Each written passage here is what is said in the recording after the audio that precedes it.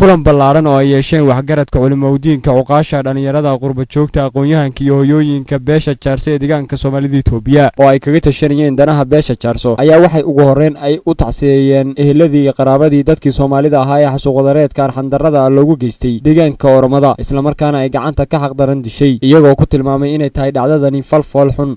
inna lillahi wa inna ilayhi raaji'uun waxaan maanta halkan tacsi tiiraanyo iyo murugale aynu uga diraynaa shacabkeennii Soomaaliyeed ee bishan taasaasee aan ku jirno shanteedii lagu xasuuqay degmada Daarulaba qabaleega Dagalu waxaanu leenahay dadka masaakiinta hooyooyinka caruurta abayaasha uurleyda birmageydada ee sida wadarta loo xasuuqay waanu ka xunnahay waanan cambaaraynaynaa ciddii ka dambeysay xasuuqa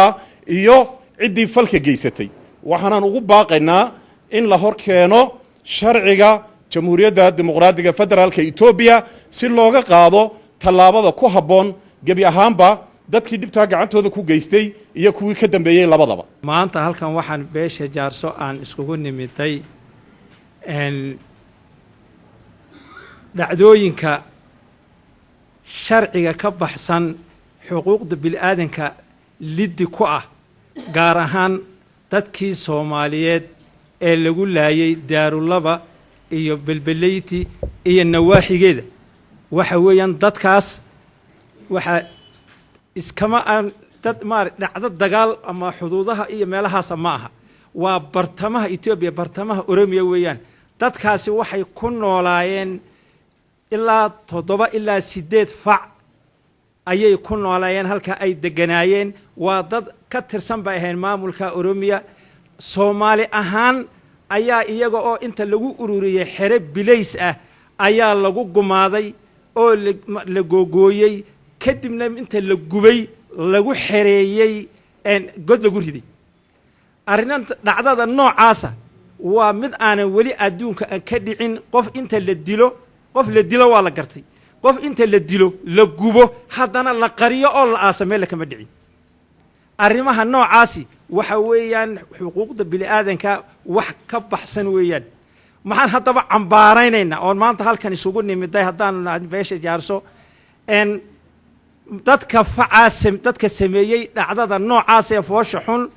ee ummadda Soomaaliyeed ee halka ku nool gumaaday ee waliba inay qariyaan isku dayay waan cambaaranaynaa waana ka soo horjeednaa kuwii dhintayna waxaan leenahay soo kama soo horjeedno waa ka soo horjeednaa dadkii waxa sameeyayna waan cambaaraynaynaa waxaanan shirkan ku codsanaynaa in dhacdada dadka laayay in la hor keeno sharciga oo tallaabada ku habboon in laga qaado ayaan dawladda deegaanka iyo dawladda federaalka baan ka codsanaynaa in dadkaas maxkamad la hor keeno oo sharciga la waafajiyo ayaan codsanaynaa waxa weey beesha jaarso anoo ah oo magaalada Jigjiga u dhashay oo ku bilaabaya magacayga Malyuun Yuusuf Ibraahin oo salaamaya beesha jaarso waxaan leeyahay xasuuqii Belbeleyti ka dhacay dharaartii dhaweyd ee bishu shanta ahayd xasuuqii ka dhacay horta ilaahay u naxariis waasaca ilaahay ha siiyo iyaan dadka leeyahay aamiin dhaha dadkii kale awooday iyagana ka dhacay ama sameelaha lagu gumaadayo Oromadu ay ku gumaadayso ummadda deegaanka Soomaalida ah ee Oromadan la nooleyd ay ku gumaadayaan meel walba ay Soomaali joogto Allah naxariisto marka ugu horeeya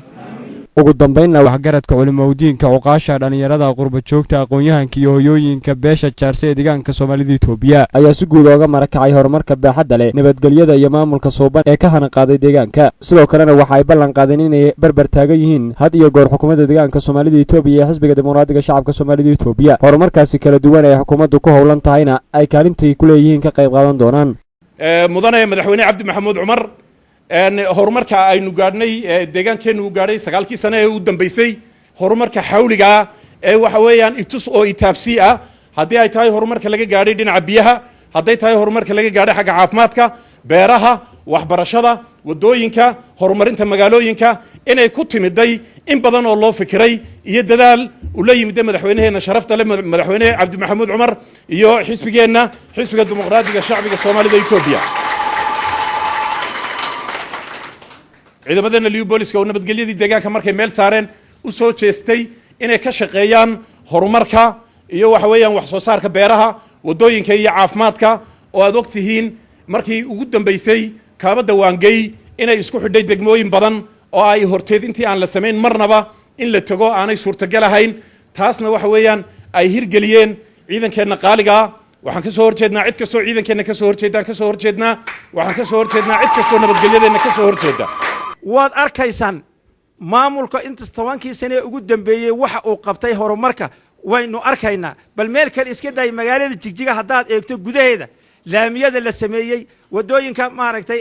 cobblestonka ee la sameeyay waxa weeyaan waa horumar waxa weeyaan daarahan foqaqa aan arkayno waa wax soo kordhay weeyaan dhinaca dawladdu wax badan waxay ka qabatay waxbarashada caafimaadka beeraha iyo hay'adaha iyo biyaha oo waaga hore kililkeenu oo meelaha ugu oon badan ay ahayd maanta waxa weeyaan meel walba magaalo walba sacabka laga dhergiya biyo laga cabaya taana waxa keenay xisbigeena iyo madaxweynaheena dawladda uu hogaaminayo ayaa keenay in horumarka la gaaro inaan isbarbar taagno inaan la shaqeyno nabadgelyada kala shaqeyno horumarka kala shaqeyno in aan maamulka suuban inaan kala shaqeyno isbarbar taagnaa loo baahan yahay ma ballan qaadeen sida ma ballan qaadeen ballan way waxa weeye wixii hadda ka dambeeyo waxaan ognahay waxaan isku ogaanaynaa inaan dawladdeena aan isbarbar taagno ee sida taana ballan qaadayna waxaan si gaar ah inaan u tahneenay inaan isku garab taagnay tahay ciidanka liyu booliska oo ognahay nabadgelyada uu ka dhaliyay deegaanka xabaddu waa Jigjiga inoogu timid inta dhulka dhan soo martay al-ittixaad iyo al-shabaab waxay ka sameeyeen dawladaha jaarkeena wada aragtaan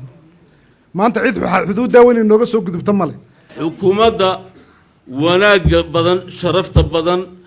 xisbigeena wanaagsan intaba waynu u hogaansanahay waanu garab galaynaa wabillahi tawfiiq kanan ku jiro fooqan ku jira marqaatiye shalay muu jiray de maanta soo ma jiro fooqan ku jiray xawliga ay ku socotana waa taa la arkay biyaha meel kasta aqal kasta ee magaalada Jigjiga lagu garaaca biyo ma idin galina biyo ma idin siinaa baa la yiraahdaa anu xafiiska haweenka iyo ururada haweenka u shaqeynayay waanan tagay meel kasta mar kasta waana la dhaleeceynay waxa la oran jiray mindina juunaante maxaa tiin maantana nama geynaysiin kililkiinu baa la igu qasbay inta la igu jiyo qaata inaad Jigjiga tagno oo maxaa la yiraahdaa ay dawlad deegaanka quruxda badan soo aragnaa la yiraahdaa yaa la igu yiraahdaa shalayna ma hadli karayn marka maanta hadaan meel walba aad saabato meel kasta waa faanaya waxaan ku faanayaa nacam madaxweynahayga iyo xisbiga dimuqraadiga shacbiga Soomaalidu tuu u galay madaxweynaheena soo ma garab taagnin xisbiga dimuqraadiga shacbiga Soomaalida Itoobiya soo hiili hooba kuma garab taagin cadawgooda Allah ha jabiyo onka dib u dhacayna Allah ka dhigo cadawgooda Allah ha jabiyo onka dib u dhacay Allah ka dhigo maanta waad ogtihiin oo deegaanka haday waxbarasho tahay